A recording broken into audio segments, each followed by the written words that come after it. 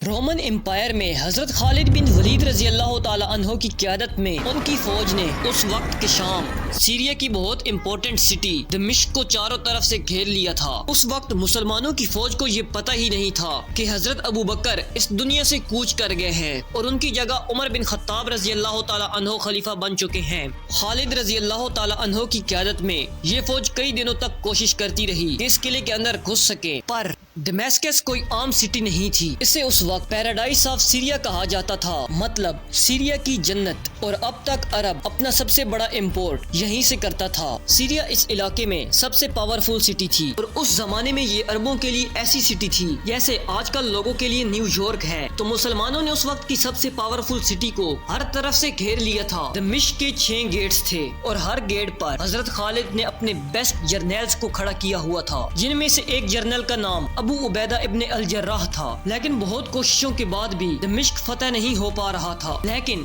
پھر ایسا کیا ہوا؟ اچانک ایک رات دمشق سے ایک آدمی حضرت خالد بن ولید کے پاس آیا۔ اس کا نام یونس ابن مرکز تھا اور یہ ایک یونانی تھا۔ اس نے حضرت خالد سے کہا، مجھے آپ کی اور رومیوں کی جنگ سے کوئی دلچسپی نہیں، بٹ یہ حضرت خالد کی مدد کیوں کرنا چاہتا تھا؟ کیونکہ وہ ایک لڑکی کا نادیدہ عاشق تھا۔ کہانی کچھ یوں تھی کہ وہ ایک لڑکی سے محبت کرتا تھا اور اس لڑکی سے اس کی شادی بھی ہو چکی تھی، لیکن جیسے ہی اس کی شادی ہوئی تو کچھ دیر بعد قلعے کا محاصرہ کر لیا گیا، جس وجہ سے اس لڑکی کے ماں باپ نے اپنی لڑکی اس کے حوالے کرنے سے منع کر دیا۔ وہ اپنی لڑکی کی شادی یونس کے ساتھ کرنا ہی نہیں چاہتے تھے۔ یونس کو یہ خطرہ تھا کہ وہ اپنی لڑکی کی شادی کہیں اور کر دیں گے، لیکن یونس اس لڑکی کو ہر قیمت پر حاصل کرنا چاہتا تھا۔ تو اس نے حضرت خالد کو قلعے میں گھسنے کا راستہ بتا دیا۔ اس نے بتایا کہ آج رات رومیوں کی کوئی تقریب ہے جس میں رومیوں کی فوج بھی شریک ہوگی، جو سب شراب میں ڈوبے ہوئے ہوں گے۔ قلعے کی دیواروں پر چند ایک سنتری ہی موجود تھے۔ تو حضرت خالد نے اسی رات مسلمانوں کے ایک گروپ کو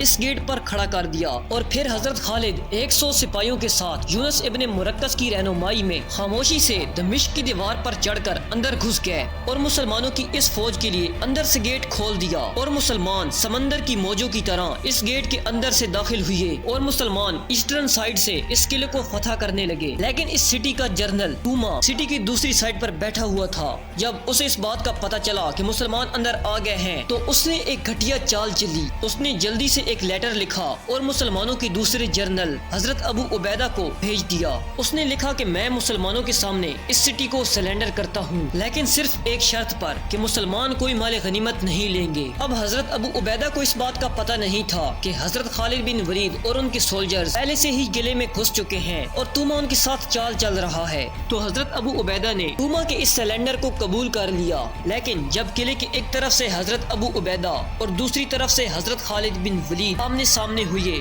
تو وہ حیران ہو گئے، کیونکہ حضرت خالد خون میں لت پت دشمنوں کو کاٹ کر اندر داخل ہوئے اور حضرت ابو عبیدہ صحیح سلامت۔ But next part